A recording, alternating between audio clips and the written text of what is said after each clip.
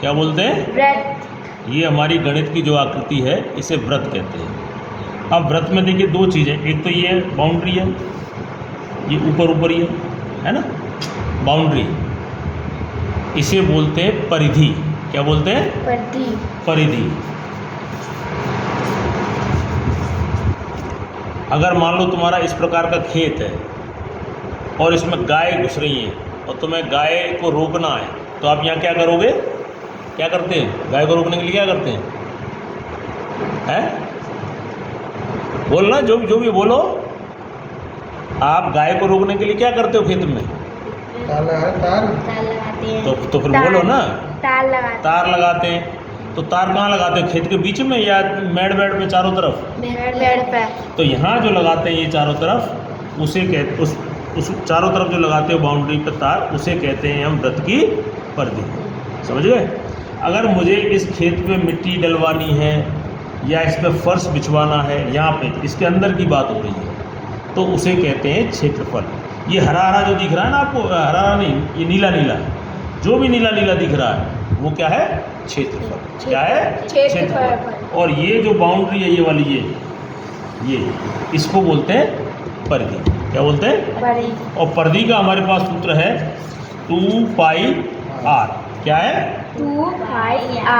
r क्या है? इसकी त्रिज्या ये वाली दिख रही है आपको, ये वाली दूरी, केंद्र से इस परिधि पर के किसी बिंदु तक की दूरी, उसको त्रिज्या कहते हैं और उसे संकेत में r द्वारा दर्शाते हैं। अब देखिए, मैं तुम्हें जो समझाना चाह रहा हूँ वो ये समझाना चाह रहा हूँ कि इसका क्षेत्रफल, इसके क्षेत्रफल का सूत्र क्या होता है? πr²। क्या होता है?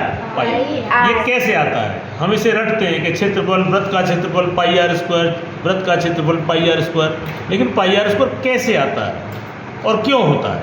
आइए इस एक्टिविटी को हम प्रैक्टिकल विधि से सीखते हैं। ये आपका एक व्रत है, मैंने इस व्रत को छोटे छोटे टुकड़ों में काट लिया। ये दिख रहा है, ये कई सारे टुकड़े काट लिए हैं मैंने, 1 2 3 4 5 6 7 8, इस तरह से कई सारे टुकड़ों में से काट लिए। अब मैं क्या कर रहा हूँ, इसको काट करके, इसको देखो इस तरीके से लगा रहा हूँ, काट के तोड़ लिया तो मैं इस तरीके से लगाता जा रहा हूँ। ठीक है, अब आप देखते जाइए, इधर मैं सारे इसको लगा रहा हूँ।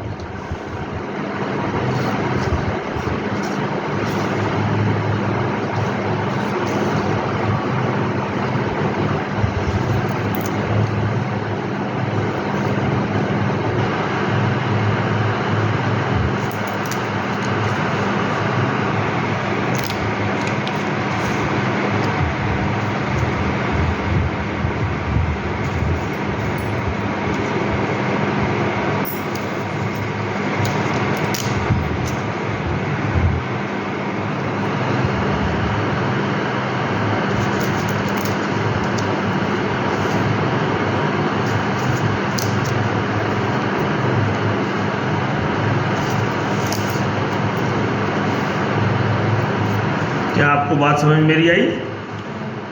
मैंने पूरे व्रत को काट के और इस तरीके से लगा लिया। अब देखो ये कौन सी आकृति बन रही है, देखो ये अगर मैं इसकी एक लाइन खींचूँ यूँ करके, और एक लाइन यूँ, और एक लाइन यूँ खींचता हूँ, और यूँ एक लाइन इस तरीके खींची जाती है, तो ये कौन सी आकृति बनती है? इस तरह की आकृति बनी। किस तरह की? और इसको क्या बोलते हैं हम? आयत। क्या बोलते हैं? आयत। तो ये आयत बन गया। जो इस तरह की जो वृत्ताकार आकृति थी, इसको हमने ऐसे काट करके और इस तरीके से काटने के बाद यहाँ लगा दिया, तो बनने के बाद जो उसके टुकड़े मैंने एक से एक सटा करके लगाए, तो मुझे एक आयत आकृति बन गई। आयत में क्या होता है? लंबाई। इसे क्या कहते हैं? लंबाई। और इसे क्या कहते हैं? चौड़ाई। ठीक है ना? तो इसमें ये क्या बन गई आपकी? लंबाई। क्या बन गई? लंबाई। और ये चीज़ क्या बन गई? ये चौड़ाई। यहाँ तक समझ आई?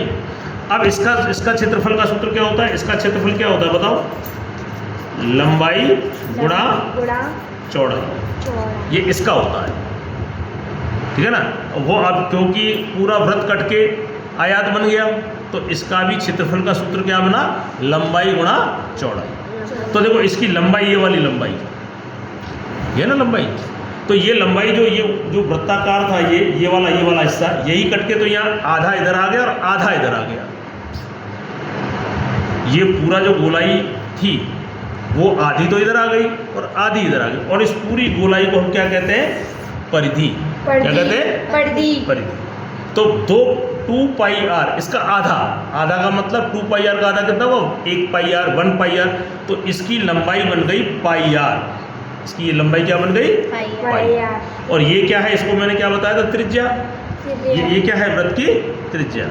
तो ये जो चौड़ाई थी इसकी, वो क्या बन गई? वृत्त की त्रिज्या। अब इस वाले सूत्र से लंबाई गुणा चौड़ाई, तो लंबाई कितनी हो गई? पाई आर लंबाई। चौड़ाई कितनी हो गई? 1 और आर से गुणा कर लीजिए, तो क्या हो गया? Pi r into r, r square. देखो ये वाला क्षेत्रफल मिल गया पाई आर स्क्वायर। ये क्षेत्रफल किसका मिल गया? वृत्त का।